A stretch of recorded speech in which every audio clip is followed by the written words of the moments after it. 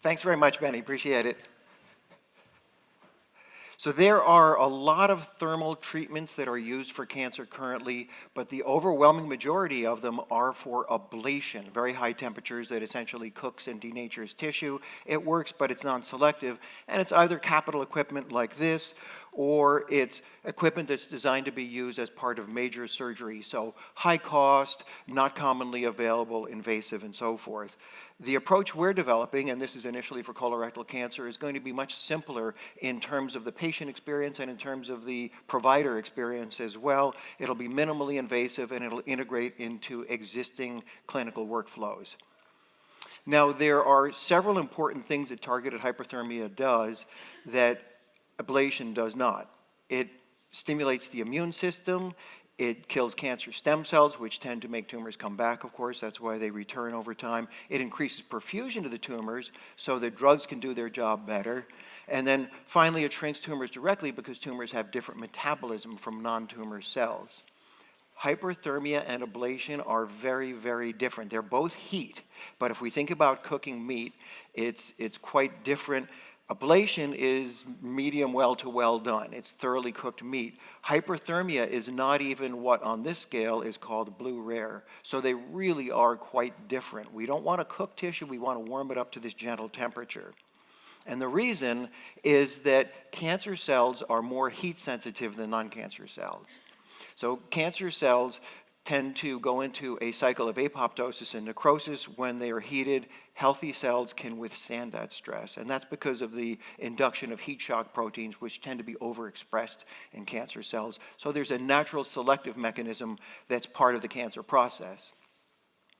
Now, the way we do this is with a two-component system. There's a lot of work that's gone into developing the system, but importantly, it's easy to use and it integrates into clinical workflows. So the first component is nanorods. They're injectable nanorods, systemically injected nanorods. They're truly nano, 12 by 45 nanometers, very safe, clear the body, and so forth. The second component is infrared light. So it's not radiation, it's infrared light. Basically, it's a fancy heat lamp. And the two together combine to make what we call targeted hyperthermia, and so that's heat that emanates from within tumors. Now, there are two main challenges in the field of thermal therapy for cancer that these approaches solve. The first is targeting the heat to the tumor. Ideally, you want to heat the tumor and only the tumor. Second is achieving this level of hyperthermia instead of ablation. It's higher than a high fever, but not that much. And it turns out it's harder to achieve and maintain that temperature than it is to ablate tissue.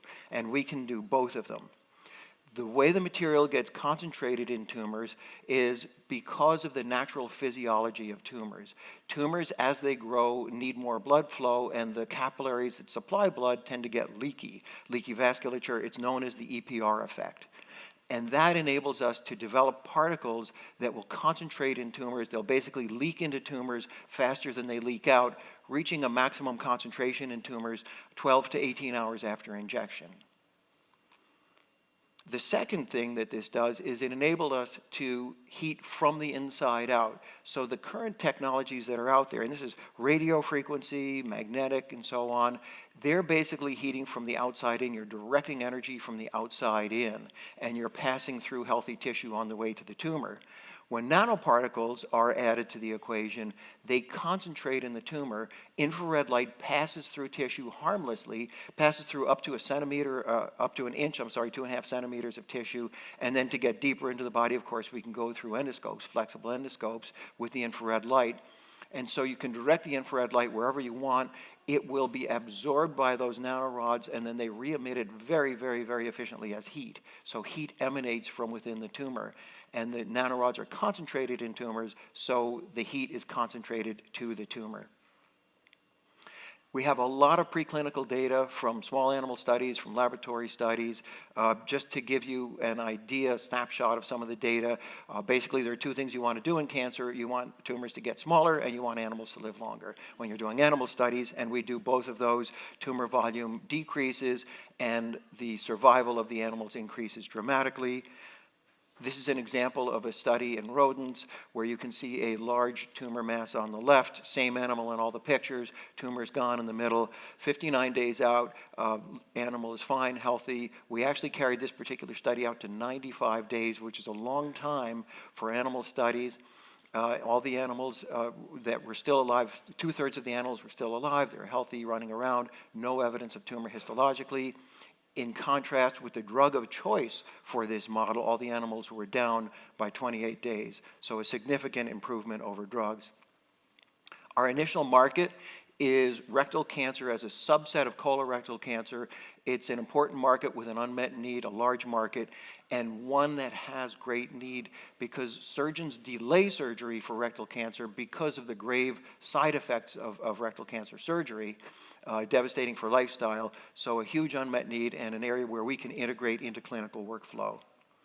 Patient experience will be very simple. They go in one day, they get a systemic injection of Siva rods, they come back to the clinic 12 to 18 hours later, and they get a 10-minute treatment with infrared light using a flexible sigmoidoscope. A lot of advantages over competition. We don't look to compete directly with surgery, radiation, drugs. We are the only offering out there that we know of that can provide true hyperthermia, this gentle temperature of 44 Celsius that we know of. We have strong intellectual property, company-owned patent and exclusive license to another patent, know-how and trade secrets around the manufacturing process, which is critical, and more patents in development. We've done a lot over the past several years in terms of getting grants, in terms of proof of concept, completed a very rigorous program funded by the federal government in the US, the Nanotechnology Characterization Lab.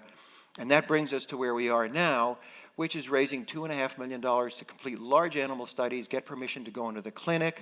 We will be on the de novo pathway, which means that we anticipate a pilot feasibility study of about 35 patients, and then a pivotal study of about 100 patients with Series A and B raises subsequently of $8 million and $20 million. There's a lot of encouraging sign in the industry currently in terms of M&A activity in the interventional oncology space, including injectable particles that are now being acquired by major medtech companies, so very encouraging for us. We've got a strong team. Our core team on the left has 3 members, all of whom have brought products to market in previous companies, 3 of which have been medtech companies, several of which have been drug companies, drug development companies, and tools for drug discovery, and a growing list of advisors on the right, strong advisors. We're currently raising $2.5 million round. As I mentioned, the overall objectives are very simple: to complete large animal studies and prepare to enter the clinic in the US. Very excited to announce that we do have a significant commitment from a strategic partner for this round already, so we anticipate closing in Q4 of this year. So I'll stop there. Thank you very much.